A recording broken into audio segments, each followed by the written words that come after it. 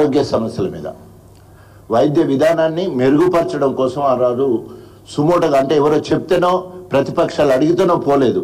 ముఖ్యమంత్రి గారి ఆశీస్సులతో ఆదేశంతో ఎక్కడ సమస్య వస్తే అక్కడికి వెళ్ళి అక్కడ సమస్య అక్కడికక్కడే పరిష్కరించే విధంగా కార్యక్రమం చేసేది. కానీ ఈరోజు రేవంత్ రెడ్డి పాలన ఇందిరమ్మ రాజ్యం అని చెప్పినప్పుడు ఏమో అనుకున్నాం, ఏం జరగబోతుందో అనుకున్నాం. కానీ ఇందిరమ్మ రాజ్యంలో ఎమర్జెన్సీ ఎట్లనో, ఇందిరమ్మ రాజ్యంలో నిరంకుశ పాలన ఎట్లాగనో, అరెస్టులు ఎట్లాగో ఈరోజు ఇందిరమ్మ పేరు చెప్పుకొని రైతులను అక్రమంగా అరెస్ట్ చేస్తూ ఉన్నారు. రైతు రుణమాఫీ కావాలని ఎవరికైతే రాలేదో రండి అని ఒక పిలిపిస్తే వారందరినీ గృహ నిర్బంధం చేసి రైతులను అరెస్ట్ చేసిన పరిస్థితి కనబడుతూ ఉన్నది. వరదలు వచ్చి ఆ వరదల కోసము బాధితులను పరామర్శించడానికి వెళ్తా అంటే అక్కడ అరెస్ట్ చేయడము, దౌర్జన్యం చేసి అద్దాలు పగలగొట్టి చేసే కార్యక్రమాలు జరుగుతాయి. ఫిరాయింపు చట్టాన్ని రాజీవ్ గాంధీ 1985లో వారు తీసుకొచ్చిన చట్టమే అది. దాన్ని అమలు వీరు కూడా మేనిఫెస్టోలో కాంగ్రెస్ వాళ్ళు పెట్టిళ్ళు. స్వయంగా మరి అరికపూడి గాంధీ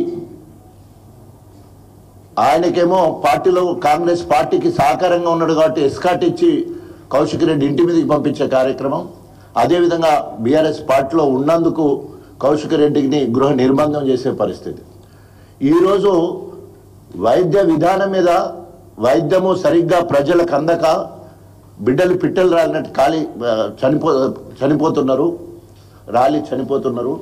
వారిని కాపాడడానికి మరి వైద్య విధానంలో మెరుగుదిద్దాలని, మౌలిక సదుపాయాలు పెంచాలని ఇప్పటివరకు మరి ట్రాన్స్పరెంట్గా ఉన్నామని చెప్పేసి దామోదర్ రాజనరసింహ చెప్తున్నాడు. ట్రాన్స్పరెంట్ అంటే అర్థం ఏంటో మరి అర్థం కావట్లే. కనీసము ఈరోజు మేము ముగ్గురం కలిసి ముందు సికింద్రాబాద్ గాంధీ హాస్పిటల్కి వెళ్దామంటే 4 గంటల నుండే 10ల సంఖ్యలో పోలీసులు వచ్చి గృహ నిర్బంధం చేసే కార్యక్రమం చేయడం జరిగింది. ఇది కాంగ్రెస్ ప్రభుత్వ నిరంకుశ పాలనకు, అక్రమ అరెస్టులకు పరాకాష్ట. ఈరోజు ఇందిరమ్మ రాజ్యం అంటే అరెస్టుల పర్వం, నిరంకుశ పాలన. ఏ ఒక్క దాని మీద కూడా అవగాహన లేక, విద్య మీద అవగాహన లేదు, వైద్యం మీద అవగాహన లేదు, అభివృద్ధి మీద అవగాహన లేదు, సామాజిక బాధ్యత మీద అవగాహన లేదు. ఈరోజు గుడ్డెద్దు చేన్ల పడ్డట్టు మరి ఈరోజు రేవంత్ రెడ్డి పాలన జరుగుతుంది. ఆయన పదవిని దక్కించుకోవడం కోసం, ప్రజలను భయభ్రాంతులకు గురి చేయడం కోసం ఈరోజు అక్రమ అరెస్టులకు పాల్పడుతుండు. తప్పకుండా దీనికి మూల్యం చెల్లించవలసి వస్తుంది.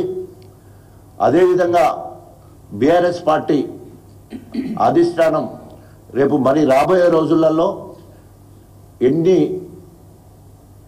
ప్రజా వ్యతిరేక విధానాలు రేవంత్ రెడ్డి చేస్తున్నాడో వాటన్నిటికీ తిరిగి మేము ప్రజా పోరాటం చేస్తాం, ఉద్యమిస్తాం. ఈరోజు ఉద్యమ పార్టీ అధికారంలోకి వచ్చి 10 సంవత్సరాలు మంచి పాలన అందించినాం.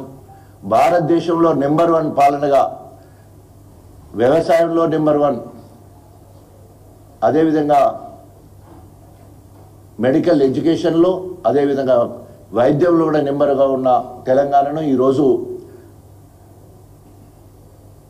రేవంత్ రెడ్డి తన అనుచరులకు అవగాహన లేకపోవడం వల్ల, ఒకరు మాట్లాడిన దానికి ఒకటి పొంతన లేకుండా ఎవరికి వాళ్ళే హెలికాప్టర్లు వేసుకొని ఎడ్ల బండ్ల మీద తిరిగినట్టు తిరుగుతున్నారు తప్ప ప్రజలకు ఒరగబెట్టింది ఏం లేదని చెప్పేసి హెచ్చరిస్తూ